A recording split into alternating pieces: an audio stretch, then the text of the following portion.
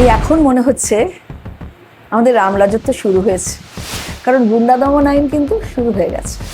ওরা গীতাও ছুঁয়েছে, কোরআনও ছুঁয়েছে, ছুঁয়ে বলেছে মাফ করে দেবেন, আমরা আর অন্যায়ের সাথে থাকতে পারছি না বলে আমাকে ভোট দিয়েছে। তো রাষ্ট্রীয় চেতনায় যদি চৈতন্যদয় হয়, এর থেকে বড় কিছু হতে পারে? পাপিয়াদি, আপনাকে মাধ্যমে স্বাগত। নমস্কার দিদি, আমরা দেখলাম গতকাল মুখ্যমন্ত্রী তিনি গেলেন তারকেশ্বরে এবং শ্রাবণী মেলা তার উদ্বোধন করলেন এবং তিনি বললেন এই শ্রাবণী মেলার প্রতি সোমবার পুষ্পবৃষ্টি হবে হেলিকপ্টারের মাধ্যমে যদি আবহাওয়া ঠিক থাকে, এবং সেই সঙ্গে যারা যাবেন তারকেশ্বরে তাদের জন্য যে বিশাল সুব্যবস্থার কথা তিনি ঘোষণা করলেন, কি বলবেন? এই এখন মনে হচ্ছে আমাদের রাম রাজত্ব শুরু হয়েছে। না, আমাদের মানুষরা যারা বহুদিন ধরে, আমি টালিগঞ্জের, মানে এখানকার মানে একটা যেমন ভাত টিপলে বোঝা যায় যে পুরো ভাতটা হয়েছে কিনা, এখানকার মানুষরা বলছে, এখানকার মানুষদের কথাই আমি রিপিট করছি যে ওরা বলেছে রাম রাজত্ব শুরু হয়ে গেছে। মানে এক ভদ্রলোক, তার মানে আমরা তো পার্সোনাল প্রবলেম সলভ করতে পারি না, কিন্তু তবু কিছু কিছু মানুষ আসে, মানে তিনি বলছেন যে আমি বহুদিন ধরে, আমার প্রাক্তন বিধায়কের কথা বলছেন, আমি ওনার পেছনে পেছনে ঘুরেছি, উনি এক কান দিয়ে ঢুকিয়ে এক কান দিয়ে বার করে দেন, মানে যে কেন এই সমস্ত করতে গেছিলেন, মানে এরকম কথাবার্তা। তো এখানে আমার এখানে প্রচুর মুসলমানদের বাস, তা ওনারা ওইটার ফায়দা নেওয়ার চেষ্টা করেছিলেন। কিন্তু এক্ষুনি আমি রাজেন্দ্র প্রসাদ কলোনি স্কুলটা দেখতে গেছিলাম, অনেক মুসলমান, আমাদের এই লোকাল মুসলমানরা ওই স্কুলে পড়েছে। তা ওদের কোরআন ছুঁয়ে এবং হিন্দুদের গীতা ছুঁয়ে বলা হয়েছিল যে এখানে আমাদের প্রাক্তন বিধায়ক যিনি ছিলেন তাকেই ভোট দিতে হবে। ওরা গীতাও ছুঁয়েছে, কোরআনও ছুঁয়েছে, ছুঁয়ে বলেছে মাফ করে দেবেন, আমরা আর অন্যায়ের সাথে থাকতে পারছি না বলে আমাকে ভোট দিয়েছে। একটা ভীষণ রকমের পরিবর্তন, এই পরিবর্তনটা হাওয়ায় ছিল। এবং তুমি শুধু শ্রাবণী মেলা বলছো কেন, তারাপীঠেও যে ধরনের জনসমাগম হচ্ছে, আমাদের কালীঘাটে, উনি বলেছিলেন আমি কালীঘাট তৈরি করে দিয়েছি বলেছিলেন না, যে ধরনের জনসমাগম হচ্ছে, এবং প্রত্যেকে না মানে একটা সাই অফ রিলিফ, উফ বাবা বাঁচা গেছে। মানে আমরা যত না খুশি হয়েছি, আমার দল যত না খুশি হয়েছে, এখানকার মানুষ অনেক বেশি খুশি হয়েছে, বাংলার মানুষ বেশি খুশি হয়েছে যে আর পারা যাচ্ছিল না। এবং যেখানে যেখানে এখনো তৃণমূলের বিধায়করা রয়েছেন, সেখানকার লোকেরা বলছে, তিনিই বলছেন, মানে ওখানকার বিধায়করা বলছে আর আমার কথা কেউ শুনতেই চাইছে না। তারাও খুব একটা অন্যরকম পজিশনে আছেন, কিন্তু তবু গুন্ডামি যা কিছু সেসব চলছে, সমানে চলছে যেখানে ওরা রয়েছে, কিন্তু যথেষ্ট ভয়, কারণ গুন্ডা দমন আইন কিন্তু শুরু হয়ে গেছে। গুন্ডা দমন আইন মানে কি যেখানে যা কিছু হবে সে তারাই গুন্ডা বলে অভিহিত হয়ে উইদাউট ট্রায়াল 1 বছর থাকবেন? না, তা নয়। তারা রেগুলার গুন্ডামি করেছেন এবং তাদের right time to go inside the jail and repent. এইটাই একটা রিপেন্টেন্সের তো জায়গা নেই। আগে আগে কি হচ্ছিল, তারা বেল পেয়ে যাচ্ছে, আবার তাদের রাজপ্রাসাদের মতো ঘরে ঢুকে যাচ্ছে। এখন রাজপ্রাসাদের মতো যত জায়গা সব জব্দ করা হবে, সব বাজেয়াপ্ত করা হবে। তো এই যে 2 মাসের মধ্যে এত সব কাণ্ড ঘটে গেল, এটাই একটা বাঙালির কাছে একটা পরম প্রত্যাশিত ছিল। দিদি, এই যে তারকেশ্বরে বাবা তারকনাথ একটা আমরা দেখে এসেছি যে প্রতি বছর মানুষ, প্রায় লক্ষ লক্ষ মানুষ তারা যান, ভক্তরা যান তারকেশ্বরে। এই যে মানুষের জন্য এই যে পদক্ষেপগুলি, যেখানে আমরা দেখতে পাচ্ছি 5 কিলোমিটার, মানে শেওড়াপুলি থেকে তারকেশ্বর যাওয়ার পথে 5 কিলোমিটার অন্তর অন্তর সেবা কেন্দ্র স্থাপন করা হচ্ছে। হ্যাঁ, ন্যাচারালি, কারণ আমার ড্রাইভারদের সাথে আরো যারা আমার এখানে যারা কাজ টাজ করে, তারা সবাই যেত ওই বাঁক নিয়ে এবং পা ফুলিয়ে আসতো, ওখানে কোনো জায়গা ছিল না, এবং এসে কিন্তু একদম রীতিমতো বন্ধ থাকতো, মানে ওদের সার্ভিস বলতে। আমি বলতাম বাবা ঠিক আছে, তোরা যতদিন পারবি তোরা একটুখানি পা ফা সব ঠিকঠাক করে নে, ওষুধ খা, শ্যাঁক দে, কিন্তু কাউকে দিয়ে পা টিপাস না, কারণ কেউ পা টিপলেই কিন্তু সব পুণ্য তার কাছে চলে যাবে, ভয় দেখাতাম। সব পূর্ণ টাকায় চলে যাবে, খবরদার, তোর কাজে আসার দরকার নেই। কিন্তু কাউকে দিয়ে পা টেপানোর দরকার নেই, গরম ঠান্ডা করতে থাকবি, ব্যাস বালতির মধ্যে এক হাতে। এই যে ওইখানে যে সেবা কেন্দ্রগুলো, তারা কি করতে চায় আমিও দেখতে উৎসুক। কারণ আমি ওই কোথায় যেখানে হেঁটে হেঁটে উঠতে হয় পাহাড়ে, বৈষ্ণোদেবীতে আমরা গেছিলাম, সে তো পা ছিলে যাচ্ছে, আমি আবার সেই ওই পাক পাক ধরে ওপরে ওপরে ওপরে উঠেছি যাতে তাড়াতাড়ি পৌঁছে যায়। আমার হাঁটা অভ্যেস আছে, আমি রোজ হাঁটি, এই 5 থেকে 7-8 কিলোমিটার আমি হাঁটি আমার ট্রেডমিলে বহু বছর ধরে। ওই যে হাঁটাটা আমার খুব অভ্যেস আছে। ক্যাম্পেনিং এর সময় বলেছিল, বাবা দিদি তুমি কত জোরে জোরে হাঁটো, আমি আর ওদের বললাম না যে আমার হাঁটার অভ্যেস আছে। তো যাই হোক, তো ওইখানে নামবার সময় দেখি সব ওখানকার যারা, ওখানে সব মুসলমান, তো তারা পা টেপার জন্য ওরা টাকা নেয়। তা আমি আবার সব হিন্দু মহিলারা, পুরুষরা, তো আমি একজনকে বললাম, আপনি পা টেপাচ্ছেন কেন? বাঙালি থেকে, পা টেপাচ্ছেন কেন? সব পূর্ণ তো নিয়ে চলে যাচ্ছে। বলি মা তাই নাকি, তাই নাকি? এ বাবা টাকা দিয়ে ফেলেছি। আলাম তো ঠিক আছে, খানিকটা পুণ্য কত, আর আমরা তো পুণ্য করছি, আমাদের তো অনেক জায়গা আছে। যাই হোক, আমি মজা করে বলেছি, মজা করে বলি যে যদি কোনো তীর্থস্থানে যাও, তাহলে তোমার যে গা ব্যথা হচ্ছে তোমরা ঠান্ডা গরমে স্নান করবে, ঠান্ডা গরম সেঁক দেবে নিজেই, কিন্তু এটা কাউকে দিয়ে করাবে না। এটা আমার নিজের একটা থিওরি, বোধহয় আমার মা বা তার মা আমাকে শিখিয়েছিলেন।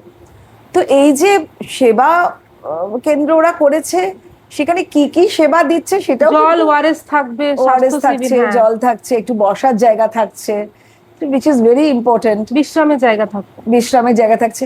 আর আমি আরেকটা, মানে আমি নিজে একটা অ্যাড অন করতে চাই, যে রুটি বেলে না বেলুন, ওরকম বেলুনের মতো করলে, আমরা যখন নাচতাম খুব, নাচের শো করে যখন আসতাম, ওই বেলুনগুলো দিয়ে না নিজেই পাটাকে এরকম রেখে খুব আরাম হয়, নিজেই নিজেকে বেলুন করা, সেটা একটা দারুণ, মানে তাৎক্ষণিক একটা পা ব্যথা কমে যায়। তো আমি টু অ্যাড টু ইট, আমি বলবো বিধানসভা শুরু হচ্ছে, যে বেলুন একটা ব্যবস্থা করে রেখো, কারণ বেলুনের একটা দারুণ, ভীষণ পা ব্যথাটা কমে যায়। অতটা যাবে তো বাচ্চারা, সেই, আর সন্ধ্যারায় যে সেই গেছিল, তারপর থেকে তো মহিলারাও যাচ্ছে, and it's really a great thing to watch at, যে মেয়েরাও এরকম কাঁখ নিয়ে যাচ্ছে। It's a fantastic thing. সারা পৃথিবীতে কোথাও এরকম রিচুয়াল নেই। এবং সব বাবার মাথায়, মানে ভোলে বাবা পার করে, একমাত্র ভোলে বাবাই সব দিক থেকে পার করে। এবং সতীর যখন ওর বাবা যখন তাকে খুব ইয়ে করেছিল, অপমান করেছিল, এবং তারপর সে যখন নিজেকে অগ্নিতে সমর্পণ করেছিল, আর মহাদেব যখন শুনেছিল, ভোলে বাবা এসে এসে দক্ষের যজ্ঞ, মানে সতীর বাবার নাম ছিল দক্ষের যজ্ঞ একেবারে, মানে দক্ষ যজ্ঞ বলে না, দক্ষের যজ্ঞ একেবারে, কারোর দাড়ি ছিঁড়ে, কারোর এই করে, কেউ কেউ হেসেছিল, একদম এই কাণ্ড করছে। আমি পুরাণের উপর লিখি, তা আপনারা পড়বেন আমার পুরাণের বইগুলো, ভালো লাগবে, সব আখ্যানগুলো লিখেছি। তো মহাদেবকে তখন আর থামানো যাচ্ছিল না, মানে মহাদেব যদি একবার চটে গেলেন, তো তা নইলে মহাদেব বলেন, আমার মহাদেবের মতো স্বামী, আমার মহাদেবের মতো বাবা, মানে মহাদেব মানে ওই একটা অর্ধনিমিলিত চোখ দিয়ে সব দেখছেন। কিন্তু এইটা কোনো মিথ নয়, এটা হচ্ছে যখন চৈতন্যদয় হয়, তখন মানুষের মন থেকে কাম, ক্রোধ, লোভ, ঈর্ষা সব সরে যায়, অপসারিত হয়, তখন হয় চৈতন্য। চৈতন্য মানে মহাদেব, তখন গঙ্গাও তার মাথায় বাসা বাঁধে। মানে ইটস আ গ্রেট লার্নিং। এইগুলো তো, এই যে মিথোলজিগুলো, এগুলো থেকে শিখতে হয় মানুষকে। কিন্তু এই যে মানুষ যে সব ভুলে গিয়ে, ও এটা পারলো, ও অডি কিনলো, তা আমার তো সাইকেল, আমাকে চুরি চামারি করে আরেকটা অডি কিনতে হবে, এরকম নয়। দিদি আমরা দেখেছি বিগত সরকারের সময় আমকেশ্বরের মাথায়, ডেভেলপমেন্টের মাথায় কিন্তু ফিরহাদ হাকিমকে বসানো ওইটা খুব খারাপ হয়েছিল, ওইটা খুব খারাপ হয়েছিল। মানে মানে when you are in Bengal, you must know the sentiment of বাঙালি। বাঙালিরা, মানে আগে আমাদের যখন ব্রিটিশ যখন আমাদের শাসন করতো, তখন বাঙালিরা সব থেকে ভালো, ওদের থেকে ভালো ইংরেজি শিখেছিল, এবং ওদের থেকে ভালো ইংরেজি বলতো। তখনকার দিনে যারা স্কুলে পড়াশোনা করেছে ওদের তো ইংলিশটাই মিডিয়াম ছিল, তো ওই যে মাধ্যমটা, ওরা যে সংস্কৃতটা পুরো নষ্ট করে দিল, আমাদের সাংস্কৃতিক যে কালচার সেটা নষ্ট করে দিল। তো আমাদের বাঙালিদের একটা নিজস্ব কালচার আছে, সেখানে এই নয় যে আমরা ভয়ঙ্কর ভাবে হিন্দু হিন্দু সাংঘাতিক ডগম্যাটিক, ওই ডগমা আমাদের নেই। কিন্তু মাথার উপর যারা কোরআন পড়েছেন তাকে মাথার উপর রেখে দিল, ওদের ধর্মগ্রন্থ ওদের মতো, আমাদের ধর্মগ্রন্থ আমাদের মতো। সে অত্যন্ত উদার, আমাদের বলে মা গৃধ কস্যস্য ধনম, মানে অন্যের ধনে লোভ করো না, এইটা আমাদের মূল মর্ম। মা গৃধ কস্যস্য ধনম ঈশবস্যমিদং সর্বং যৎকিঞ্চ জগত্যাং জগৎ তেন তক্তেন ভুঞ্জিতা, তাকে ত্যাগ করে ভোগ করো। তাকে ত্যাগ করতে হয়, আগে ত্যাগ করতে হয়, তারপরে ভোগ করতে হয়। এই জিনিসগুলো তো পড়ানো হয়নি। এবং যারা যারা এই যে কালকে কি হয়েছে না, কালকে টিবি হসপিটালে গেছিলাম আমি, টিবি হসপিটালে সেখানে একটা বিরাট দিঘি, সেই দিঘি থেকে আগের সরকার রোজ 10-20টা ট্রাকে করে করে ওদের সাদা বালু তো এখানে পাওয়া যায় না, সাদা বালু সব তুলে তুলে নিয়ে চলে গেছে। ফলত কি হলো, সাদা বালুকে বলে হচ্ছে সিলভার স্যান্ড, সেগুলোকে তুলে নিয়ে গেছে। সাদা মানে মাটির মধ্যে আছে সিলভার স্যান্ড, সেই মাটি তুলে, মাটি চোট না, ওরা তো মাটি চোট ছিল, আশপাশে যত বিল্ডিং সব হেলে যাচ্ছে। ওটা যদি এখনই ঠিক না করা যায় তাহলে কিন্তু সব বাড়ি ধসে যাবে। সমস্ত ওখান থেকে তুলে নিয়ে চলে গেছে, মানে চিন্তা করতে পারবে না কি কাণ্ড করে নিয়ে চলে গেছে, মানে ওরা কিচ্ছু ছাড়েনি। এবার আমাদের যে একটা সিস্টেম আছে, আমাদের যে একটা কৃষ্টি আছে, তার মাথার উপর যদি ববি হাকিমের মতো কোনো মানুষকে বসানো হয়, তাহলে সারা বাঙালিরা তাকে এইটা তৃণমূলের সময় সমস্ত হিন্দুরা, শুধু হিন্দুরা না অন্যান্যরাও, মানে আসলে অসাম্প্রদায়িক করতে করতে ওনার ওই সম্প্রদায়ের তাসটা উনি সবসময় খেলতেন, মানে এইটা আমরা পরিষ্কার বুঝতে পারতাম।